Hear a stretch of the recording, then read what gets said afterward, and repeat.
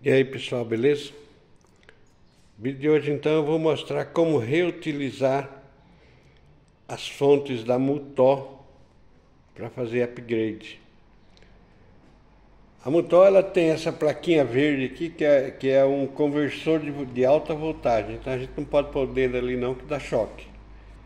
Esse componente, essa plaquinha aqui normalmente ela não dá problema, ela é muito bem feita. Então o que ela faz?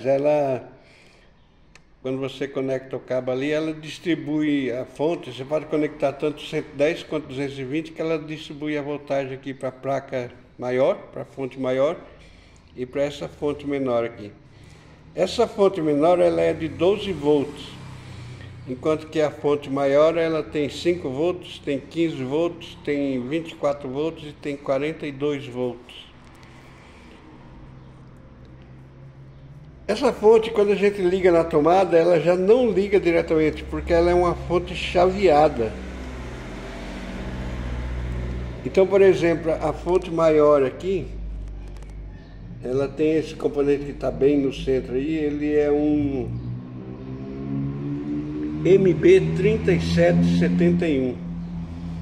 O que esse componente faz é o chaveamento para as altas voltagens da fonte.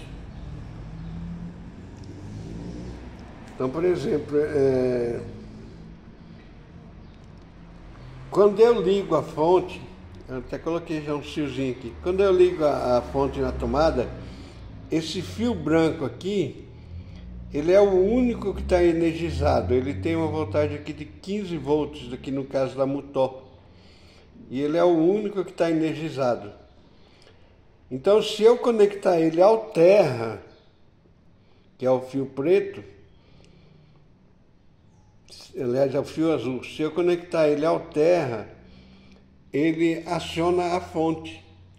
Ele aciona 24 volts na fonte, mas não é de alta tensão, é os 24 volts que vão lá para a placa de cabeça e que inicializam o sistema,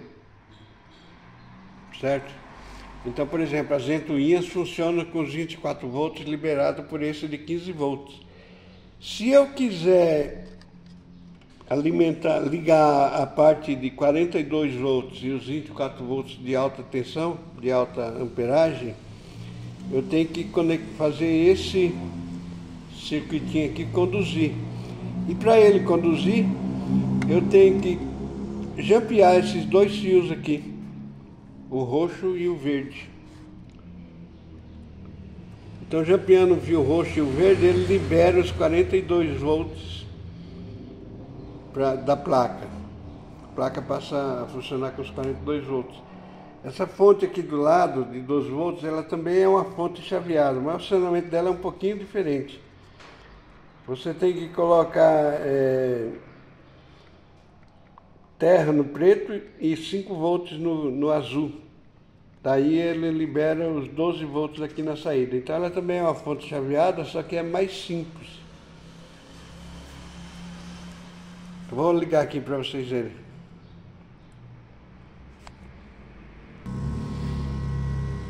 Conectei então o fio branco com o GND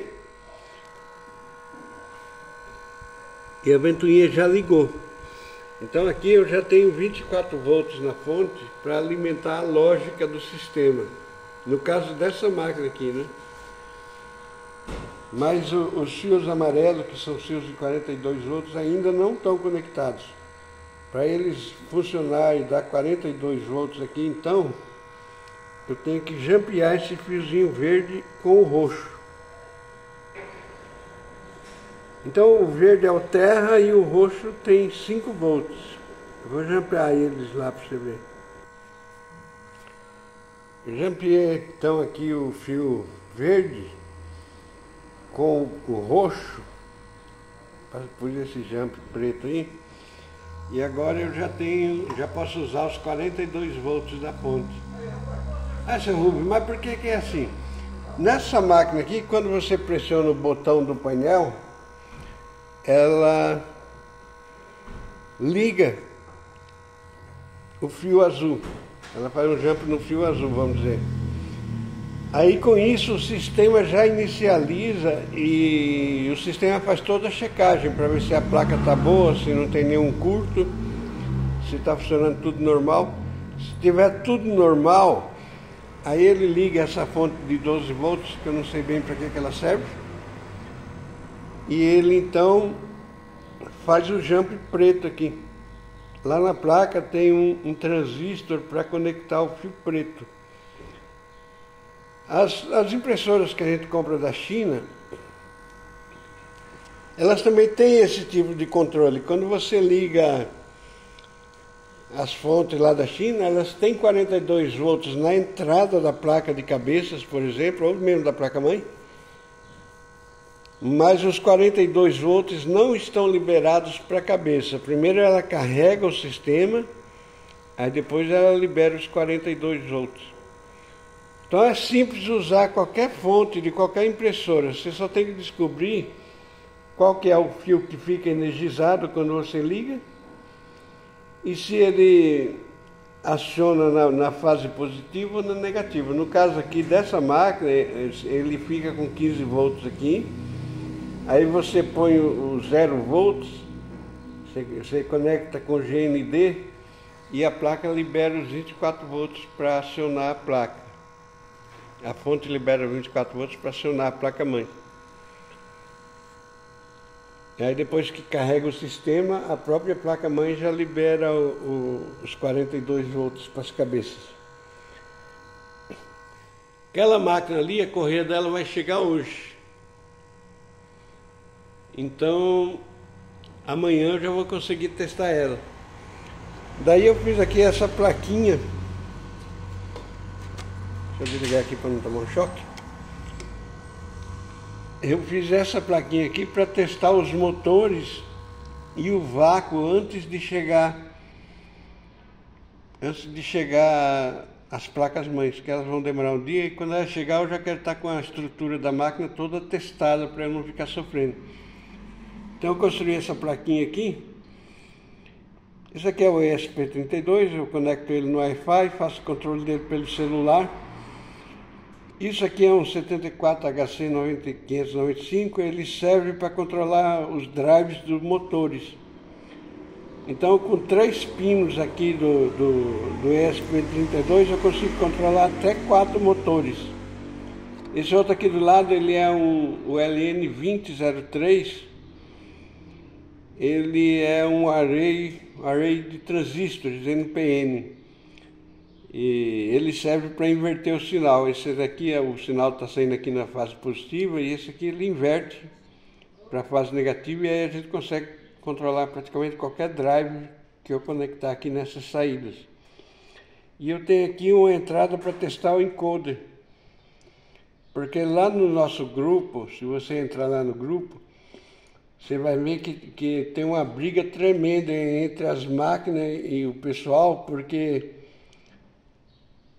a máquina ela só libera o sistema depois que o encoder está funcionando perfeitamente. E às vezes a pessoa não percebe se o encoder está funcionando legal, aí fica discutindo lá com a impressora e o pessoal do grupo fica assistindo a briga. Então essa plaquinha aqui ela vai servir para eu testar aquela máquina lá e essa daqui também. Para testar essa máquina aqui, eu vou usar esse driver. Esse driver aqui é de uma Smart Color e ele faz o controle de motores DC iguais a esse aqui. Só que esse motor aqui ele não tem um encoder acoplado, e esse driver, ele tem aqui essa entrada aqui, que é uma entrada para encoder. Então ele só consegue controlar o motor que está conectado nessa saída aqui se tiver um encoder funcionando perfeitamente aqui. Então eu vou dar um jeito aqui de conectar o encoder de fita nessa entrada, para poder se controlar esse motor aqui e ver o que acontece. Provavelmente eu não vou ficar com esse motor aí, porque eu tenho aqui um outro motorzinho que eu achei. Eu ganhei ele de alguém lá do grupo. Que é esse aqui, ó, um motorzinho que eu acho que era de uma Holland ou de uma Mimac, não sei direito. E esse aqui é um motorzinho assim, tipo campeão. motorzinho de 2 amperes, apesar de ser pequenininho, ele consome 2 amperes e é forte para danar. Então provavelmente eu vou colocar ele no lugar desse motorzão grande aqui para facilitar a minha vida. Substituir. Então é isso, espero que tenha sido útil esse vídeo para quem quiser fazer upgrade em impressoras Mutó. Alô? Beijo, Isabelle.